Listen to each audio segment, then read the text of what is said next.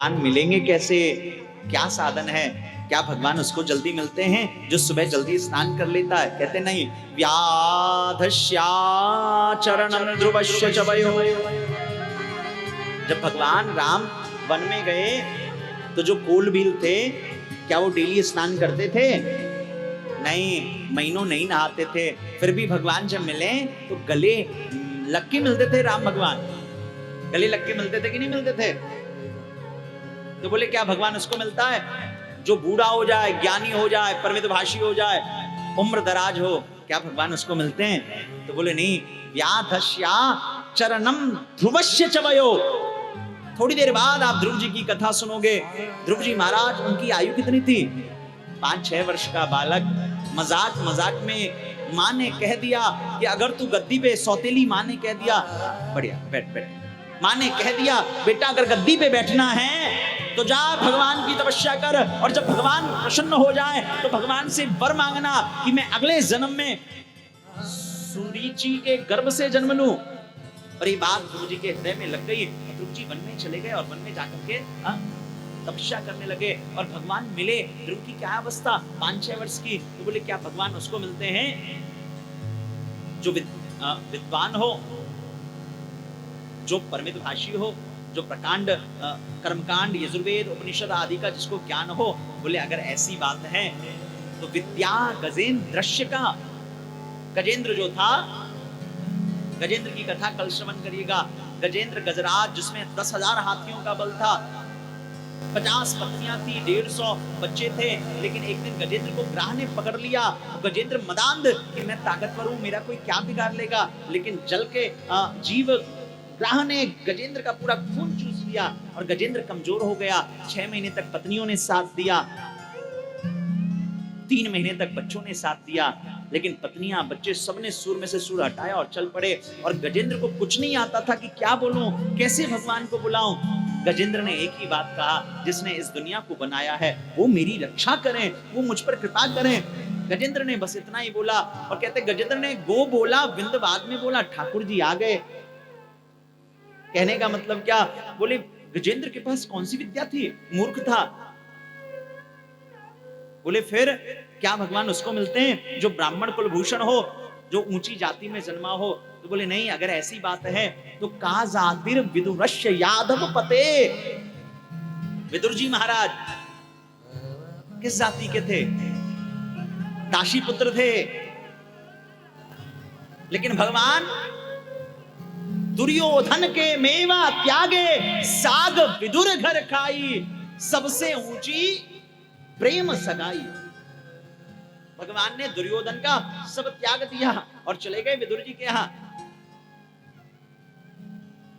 क्या बोले भगवान? उसको मिलते हैं जो पैसे वाला हो।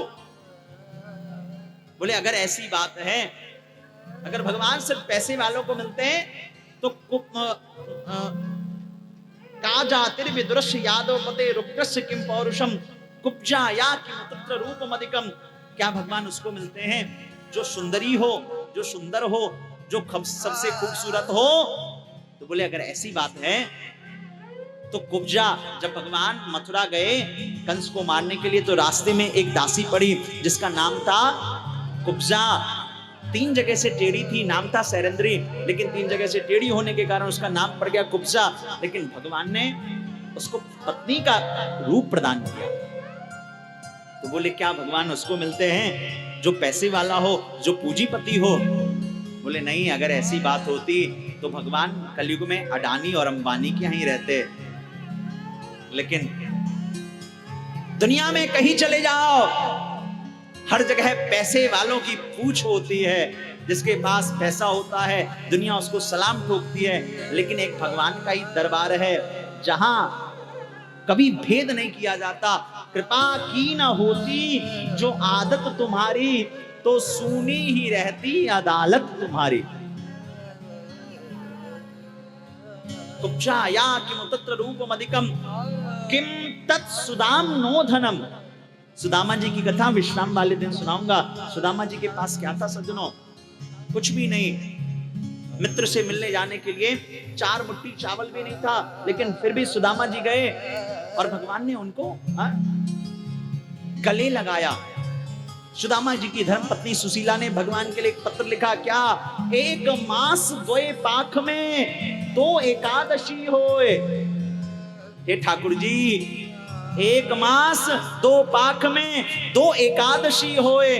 ठाकुर हमरे भवन में नित्य एकादशी होए। हे ठाकुर जी, एक मास में दो पक्ष होता है और दो एकादशी होती है। एकादशी का मतलब क्या? बोले निराहार रहना पड़ता है, कुछ खाना नहीं पड़ता। और हे ठाकुर जी, हमारे यहाँ ऐसी स्थिति है कि हमें नित्य ही भूखा रहना पड़ता है। नित्य भूखा यानी नित्य एकादशी करनी पड़ती है। लेकिन करुणा निधान, कृपा निधान, दया निधान द्वारिकाधीश ने जैसे इस पत्र को पढ़ा सज्जनों, द्वारिकाधीश ने भी एक पत्र लिख के जवाब दिया। बोले भाभी होनी थी सो है गई, अब ना ऐसी होए। भाभी तेरे भवन में नित्य द्वादशी होए। द्वादशी का मतलब क्या होता है? बोले एकादशी को हम भूखे रहते हैं और द्वादशी को 56 भोग पाते हैं। बोले ठाकुर जी ने कह दिया, हे भाभी जो होना था सो हो गया, लेकिन अब तू हमेशा 56 भोग पाएगी। बोले फिर ठाकुर जी किसको जल्दी मिलते हैं?